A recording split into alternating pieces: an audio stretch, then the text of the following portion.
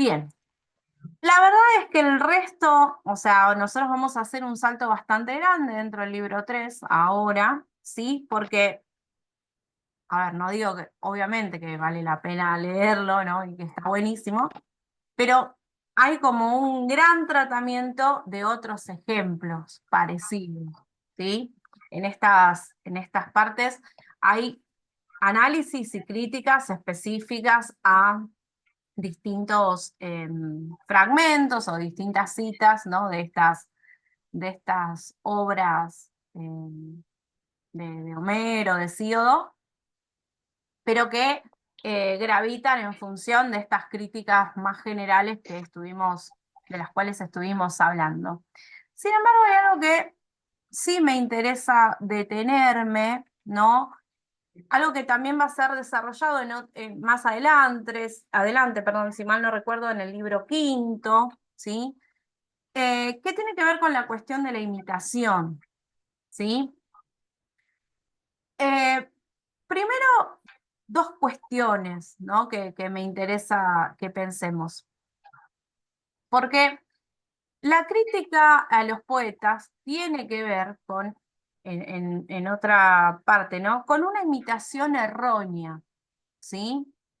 Entonces, nosotros ahora vamos a arrancar más o menos por 395E, ¿sí? 395E, pero en este análisis previo o estas recuperaciones de algunas citas, ¿sí? de algunos fragmentos, aparece la cuestión del análisis, ¿no? de los tipos de, de obras, ¿no? De la tragedia, de la comedia, etcétera. Y aparece también la cuestión de cómo aparece la imitación, ¿sí? Y algo interesante es que nosotros tenemos que pensar a la imitación también en función del conocimiento, ¿no? Del conocimiento de la verdad. Por ejemplo, voy a ver si puedo abrir esto. Nosotros recuerden que estamos, a ver si esto me deja escribir acá. Nosotros en la primera clase que tuvimos habíamos repasado, ¿no? La cuestión de el mundo de las ideas, ¿sí? Y el mundo sensible que establece un vínculo de copia con el mundo de las ideas. Entonces, ¿cuál es el problema acá, ¿no? Con la poesía, con estos poetas, que realizan imitaciones en función de algo que desconocen, ¿no? Esto, por un lado, nos remite nuevamente a la cuestión de esa idea de justicia, según la cual cada uno debe actuar en función de aquello para lo que naturalmente está destinado, podríamos decir. Por lo tanto, si el poeta está escribiendo sobre algo que desconoce, está mintiendo.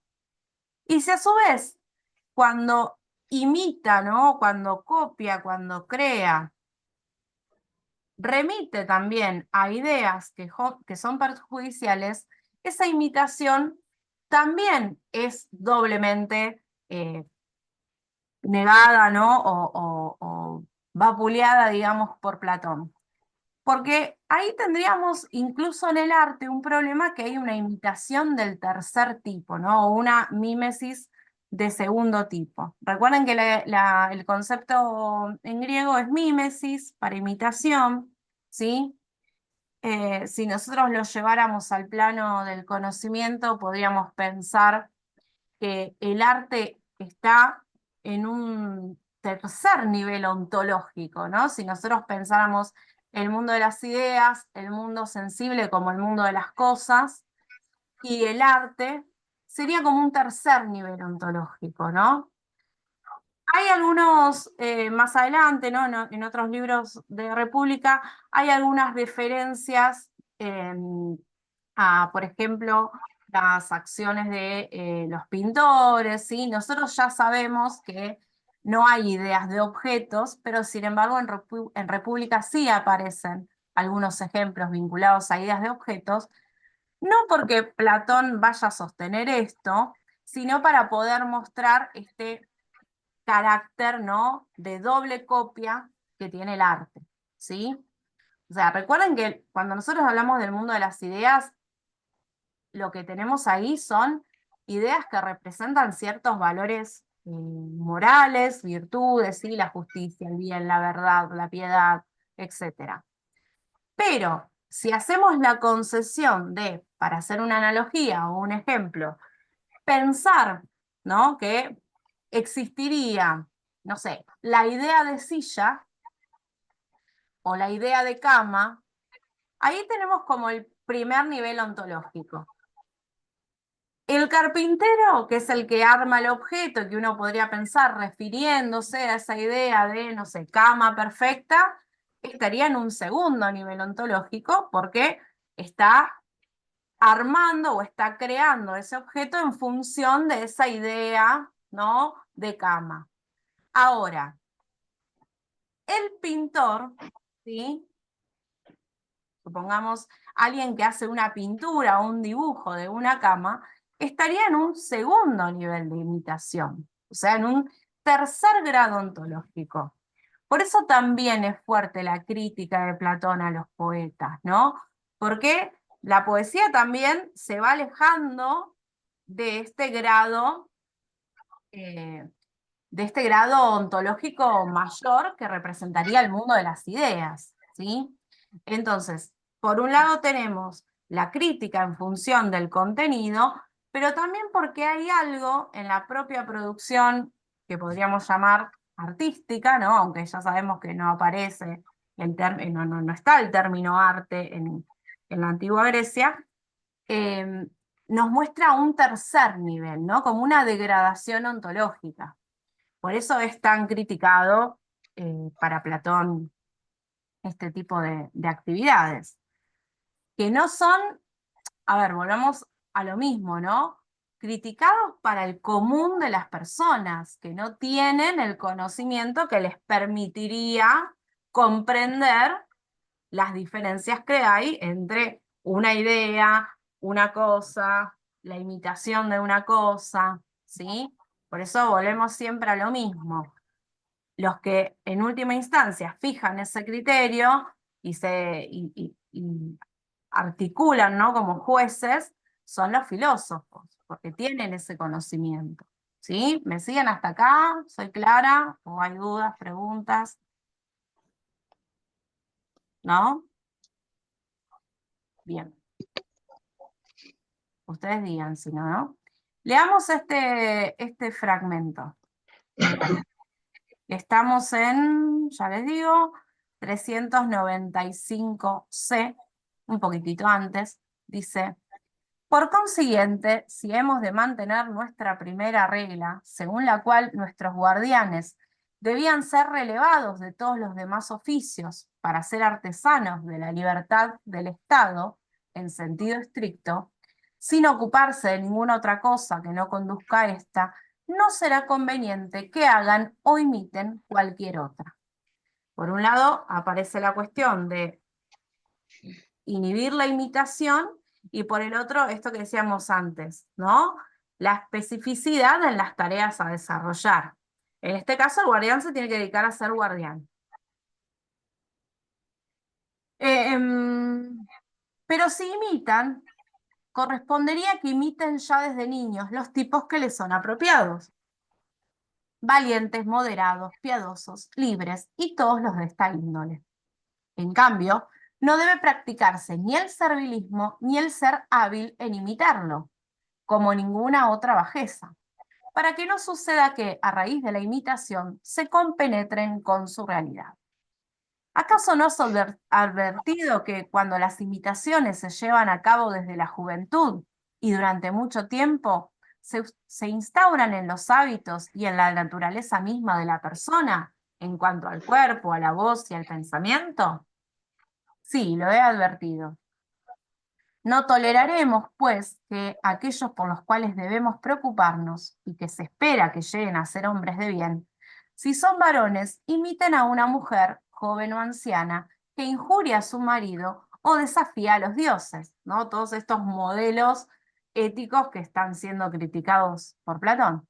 Con la mayor jactancia porque piensa que es dichosa o bien porque está sumida en infortunios, penas y lamentos.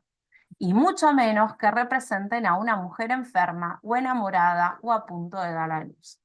Parece que tenía un problemita con las mujeres este señor. Pero, ¿no? Fíjense, como los prototipos de lo más débil para Platón deberían ser los ejemplos menos imitables para el guardián de la polis. Y si avanzamos un poco más, ¿no? Esto que les decía, circula siempre en función de la misma, de la misma lógica argumentativa que veníamos trabajando. En 401b aparece esta cuestión nuevamente, ¿no? Del problema de la mímesis. 401b dice: por consiguiente, no solo a los poetas hemos de supervisar y forzar en sus poemas imágenes de buen carácter, o en caso contrario, no permitirles componer poemas en nuestro estado, sino que debemos supervisar también a los demás artesanos, atención con eso, e impedirles representar en las imitaciones de seres vivos lo malicioso, lo intemperante, lo servil y lo indecente, así como tampoco en las edificaciones o en cualquier otro producto artesanal. Y al que no sea capaz de ello, no se le permitirá ejercer, su arte en nuestro estado, para evitar que nuestros guardianes crezcan entre imágenes del vicio, como entre hierbas malas, que arrancan día tras día de muchos lugares, y pasieran poco a poco, sin percatarse de que están acumulando un gran mal en sus almas. Por el contrario, hay que buscar los artesanos capacitados por sus dotes naturales para seguir las huellas de la belleza y de la gracia. Así los jóvenes, como si fueran habitantes de una región sana, extraerán provecho de todo, allí donde el flujo de las obras bellas excita sus ojos o sus oídos, como una brisa fresca que trae salud desde lugares salubres y desde la tierna infancia los conduce insensiblemente hacia la afinidad, la amistad y la armonía con la belleza racional. Bueno, me interesa que podamos charlar un poquito sobre este fragmento, qué les parece, qué piensan de esta crítica, sobre todo en función, ¿no? De esto, ¿no? De la observación ya no solo a los poetas, sino a cualquier tipo de persona que tenga un conocimiento práctico, ¿no? Que haga alarde de alguna técnica. ¿Qué les parece este fragmento? Y también me interesa ver qué les parece a ustedes la idea que está, o por lo menos cómo está formulando antropológicamente hablando Platón a estos futuros o a estos posibles ciudadanos de su polis ideal, ¿no? ¿Qué les parece este fragmento?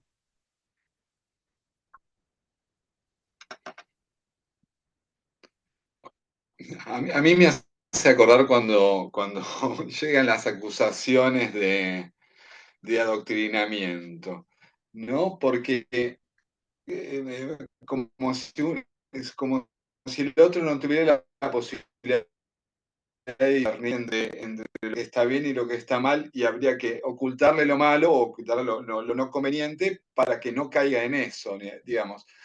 Uno cree que es correcto para que no se contamine con lo que esa misma persona cree que es no correcto, quitándole al otro la posibilidad, cualquier tipo de posibilidad de discernimiento, ¿no? de libertad. Es decir, por un lado, si Sócrates en su mayéutica cree que cada persona tiene la verdad, que solo hace falta guiarla, entonces tiene la verdad, pero también tiene, digamos, la falsedad, y puede en su recorrido encontrar la verdad y ir limpiándola, ir alejándola de cualquier elemento falso. Pero directamente desde ahí a filtrar todo, ¿no? Un Orson Welles, ¿no? Directamente decir lo que está bien, lo que está mal, y me parece tremendo. Tremendo porque deja al otro en un lugar nefasto, ¿no? En un lugar con total falta de autodeterminación, de libertad, de entendimiento, qué sé Sí, yo. sí, sí, totalmente, totalmente de acuerdo. Ahora voy a hacer un comentario sobre eso. A ver ahí. Fer, no sé si estás hablando o no, pero como medio se escucha mal. Comparto No, acá, no, yo ya me casé. comparto ahí, Ani, que está medio enferma, nos escribe, dice, creo que empieza a sistematizar, quiere según su criterio ordenar todas las funciones sociales y vigilar, pero en el sentido de la vigilancia del médico, del que posee ese saber de gobernar para dirigir la ciudad. Sí, esto aparece desde el comienzo de la República, eh, y a mí justamente lo que me llamaba la atención en relación a esto y a lo que dijo Fer, es esta cuestión de el planteo de hasta qué punto entonces estamos pensando, o está pensando Platón, que el guardián de la polis es filósofo, si tenemos que eh, o si a su vez el gobernante tiene que hacer como un barrido de absolutamente todas las cuestiones, ¿no? Como si además, no sé, por ver una escultura o una representación donde aparezca una situación, no sé, de cierto carácter poco virtuoso, necesariamente eso se va a impregnar en el alma y no va a haber posibilidad de hacer una observación crítica sobre esas cuestiones. ¿Sí? Por eso después, ojalá, ojalá, eso dependerá de cómo me organizo, me gustaría mucho que leamos también algunas cositas de la poética de Aristóteles, porque Aristóteles en ese sentido se va a parar de otra manera. Aristóteles va a ver que es necesario poder como tener esta experiencia, ¿no? De purgar estos sentimientos a partir del arte. ¿Sí? Porque si no, no los podés purgar de ninguna manera, sería negarlos, ¿sí? En cambio, si vos generas como cierto vínculo con lo que estás observando, por ejemplo, no sé, una tragedia, ¿no? Y sentís conmiseración por ese que está penando, que tiene sus lamentaciones, sus desgracias, vos de alguna manera podés purgar esos sentimientos en la experiencia estética y ya no los tenés encima al momento de vivir tu vida como ciudadano, ¿no? Y no dejás que eso te afecte en tu cotidianeidad, en el plano de lo político. Pero Platón, sin embargo, se para de un lugar muy, no sé cómo sería coercitivo, capaz, ¿no? No sé ustedes qué piensan. Sí, sí, bastante absolutista, coercitivo y elitista, ¿no? Y recién lo que mencionaste en el arte, bueno, se da muchísimo esta cuestión, ¿no? De aquello que, por ejemplo, un escritor o alguien a través de una escultura o en la música quiere comunicar, ¿no?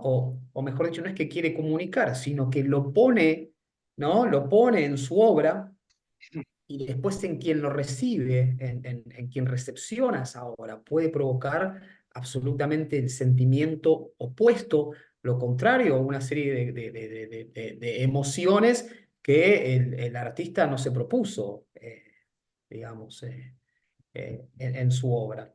Eso es interesante para pensarlo de esa forma. Sí, ¿no? Como que incluso ahí está bueno, pensemos nosotros que toda esta Y cuestión de la interpretación y de los efectos de alguna manera o de cierta independencia a la obra de arte, recién nosotros lo vamos a entender con la hermenéutica en las fines de la modernidad, ¿no? Recién. Pero sí, el agua habías levantado la mano recién. Desmuteate nomás. Sí.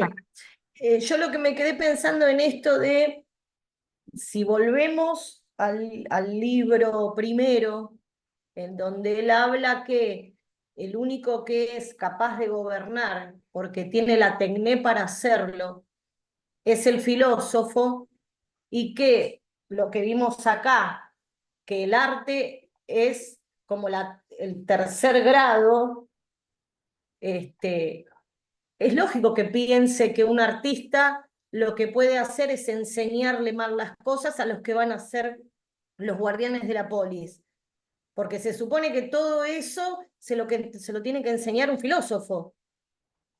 Un artista es también un poco, por ahí no es, no sé, pienso, es un poco despectivo para los que se están formando, de que, como decía Fernando, no tengan la capacidad de decir o sí o no a lo que están viendo en una obra, en algo, en un artista.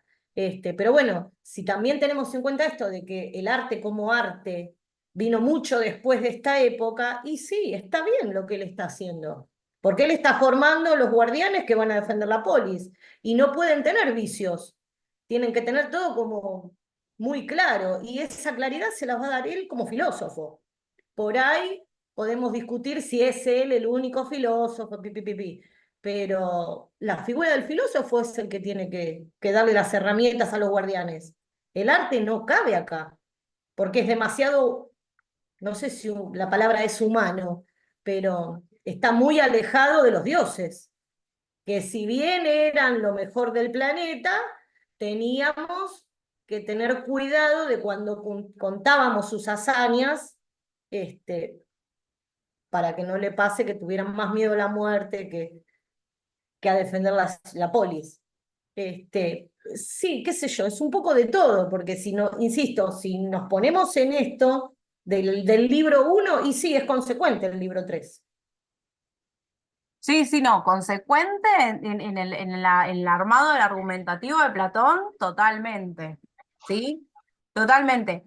Lo que sí, a mí me parece que ahí en la intervención anterior de Fer había aparecido una cuestión, ¿no? Vieron que a veces aparece este dilema de hasta dónde habla Sócrates, hasta dónde habla Platón, ¿no? En los diálogos platónicos. Pero Fer hizo una mención interesante, que es esta noción de la mayéutica, porque si la verdad está en uno, y el filósofo en verdad lo que hace es acompañarte a que vos puedas dar a luz ese conocimiento, la práctica de la censura a los poetas es contraria a esa práctica mayéutica, ¿no? Entonces ahí, yo creo que ahí tenemos como esa cuestión de ver la división de aguas entre Sócrates y Platón, porque acá no hay ninguna enseñanza. No es que después Platón dice, bueno, esto lo hacemos con los primeros y después cuando son grandes les enseñamos. No, no, no, esto va desde un comienzo. Y de hecho, ahora en un ratito, cuando veamos el mito de los metales, ese mito es un mito fundacional, ¿sí? Entonces, es un mito que se va a ir aprendiendo y enseñando de generación en generación, pero donde parece ser que no hay una parte o donde queda totalmente desdibujado cada uno como filósofo, me parece a mí, ¿no? Ahí, También Ani, está, sí. ¿no? Que quería hablar alguien más.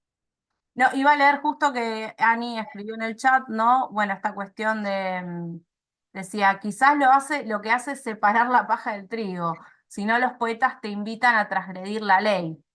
El tema es que yo creo lo siguiente, ¿no? Que el poeta cuando está escribiendo no está pensando en la transgresión de una cuestión política.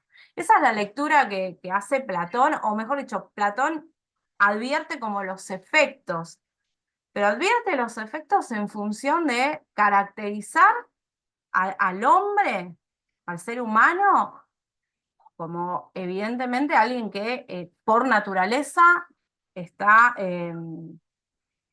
como abocado a sus impulsos, a sus voliciones, ¿sí? Que no es capaz de poder hacer una separación racional, ¿sí? Que no es capaz de controlar esos desbandes, por decirlo de alguna manera, y que efectivamente es una naturaleza que parece que entra en conflicto con la cuestión de la comunidad, ¿no? Y eso es algo que vamos a ver en otros filósofos a lo largo de la materia, cómo en algún punto lo propio del ser humano o la naturaleza humana termina entrando en conflicto con la comunidad, pero la única forma de subsistir es haciendo comunidad, ¿no? O sea, son todas lecturas negativas, en verdad, porque la comunidad ahí no está potenciando nada, sino que está como evitando el desastre, nada más,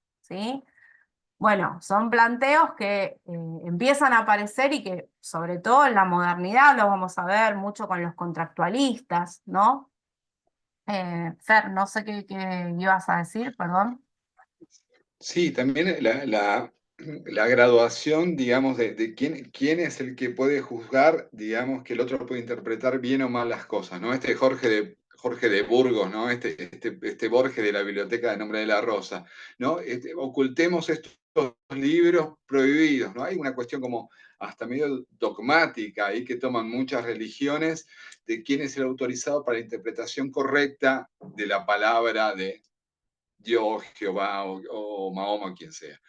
Eso por un lado, y también me recuerda esto de decir, bueno, ¿quién está preparado, por ejemplo, para dar una charla de filosofía o para escribir un artículo filosófico? Si puede escribirlo un estudiante, no, tiene que escribirlo un profesor. Bueno, un profesor o un licenciado. Un licenciado o un doctor. Digamos, cuando uno está autorizado, cuando uno puede certificar el conocimiento como para estar habilitado para exponerlo, ¿no? Me parece también como un filtro tremendo, tremendo, y que deja al otro totalmente anulado. Es decir, bueno, eso, ya, si no me cuelgo y voy a estar reservado. Me gusta igual porque estas ideas después yo les voy a proponer una cuestión ahí, ya les voy a contar. Estoy pensando algo para que hagamos como cátedra, ya les contaré. Pero sí, me parece que justamente esta parte del libro 3 nos habilita a pensar un montón de problemas que tienen que ver desde la enseñanza de la filosofía, desde la enseñanza en general, desde la cuestión de cuál es el estatus que tienen determinados tipos de conocimientos, ¿sí? Eh, Tiene una potencia enorme la República, ¿no? Es un libro con el que uno se pelea y a su vez encuentra un montón de cuestiones nada, que son interesantísimas. Bueno, todo esto sigue desarrollándose, ¿no? en el texto. Yo lo ven, lo estoy pasando porque en verdad lo que hay es una profundización de esta cuestión, ¿sí? Sí me gustaría, que no me acuerdo si lo marqué acá, pero lo había pensado ahora que Fer nombró El nombre de la rosa, ¿sí? Que no sé si todos han leído la novela o no. Eh, es una novela maravillosa, maravillosa, donde una de las cuestiones que aparece ahí, además de describir muy bien el clima de época, es la supuesta escritura de de un segundo tomo de la poética de Aristóteles, donde Aristóteles trabajaría con la cuestión de la comedia, ¿no? Y cómo es un texto que no, o sea, no se puede acceder y todas las desgracias que pasan en función de todos aquellos que quieren en la biblioteca de ese monasterio poder acceder a estos libros prohibidos, entre los que se supone que estaba esa versión oculta del segundo tomo de la poética. Pero en este texto, por ahí lo cruzamos. Claro, y el arte, el arte siempre es subversivo, el arte siempre es una subversión, digamos, de una versión oficial, pero no quizás y necesariamente porque vaya en contra de esa versión oficial, sino porque es distinta, porque es otra, pero también es la vía de donde se canaliza, digamos, toda la cultura de un pueblo, es decir, no sé, Freud en el malestar de la cultura lo explica claramente, es decir, hay cultura porque hay un malestar y es la forma que tiene, digamos, de desviar ese caudal y volverlo constructivo en vez de destructivo, Sí. de somatizar. Ay, ¿qué pasó ahí? Alguien la gritó. No, sí, sí, esto que decís, Fer, coincido totalmente. Y también pienso que hay un montón de lecturas que nosotros hacemos, ¿no? A partir de cierto recorrido en la historia del pensamiento, que, bueno, Platón evidentemente no tenía, ¿no? Pero, sin embargo, a mí a veces no deja de sorprenderme. A ver, no quiero pecar de sabionda, ¿no? Ni ahí, lo digo con total humildad. Me parece que a veces peca de inocente en algunas cuestiones, ¿no? Como si realmente fuese tan fácil generar una reacción en el otro de manera tan inmediata, ¿no? Como la que él entiende que aparecen a partir del contacto con el arte o las experiencias estéticas, ¿no? Si hay una cuestión tan directa como la está entendiendo ahí Platón. Ahí a mí es un tema que me interesa mucho ese trabajo, porque digo, bueno, entonces no hay posibilidad por fuera de la filosofía de poder encauzarse un poco, digamos, ¿no? Si no estás en función, no estás relacionado con esta búsqueda del saber, bueno, medio que estás condenado a ser un paria, ¿no? A dejarte llevar por estas pasiones que son vistas de manera negativa, ¿sí? No encuentro ahora el fragmento de la risa, pero no, en lo que aparece en verdad es Sócrates lo que está diciendo, es antes, es como entre el mito de los metales y lo que estábamos leyendo. Esta cuestión de, bueno, ojo porque la risa también es censurable, ¿sí? La comedia también es censurable, ¿sí? Porque estos efectos como la risa muestra casi esta cuestión, ¿no? De ir en contra de la moderación, como que uno se deja llevar por cuestiones que lo sobrepasan, ¿no? No tiene nada que ver con un aspecto de un carácter virtuoso, ¿sí? No sé si ya lo habremos pasado antes o no, pero bueno, justo a la luz de este comentario del nombre de la rosa, me parecía interesante porque en esa novela se desarrolla mucho también el problema de la risa, ¿no? Incluso desde una lectura del cristianismo medieval. ¿Qué pasa ahí con la risa? ¿Por qué es censurable la risa? ¿Sí? Bueno, escuchen, porque se va a cortar de nuevo. Hacemos un corte, ¿les parece? Son 7 menos cuarto. Hacemos un corte y nos conectamos a las 8 y hacemos el último para leer el mito de los metales. ¿Sí? Bueno, profe, Nos Ok, conectamos a las 8, así toman un café, un vinito, no sé qué quería ahí Laureano antes, y leemos el mito de los metales. ¿Sí? bueno. Dale, a las 8 de nuevo entonces. Al mismo link.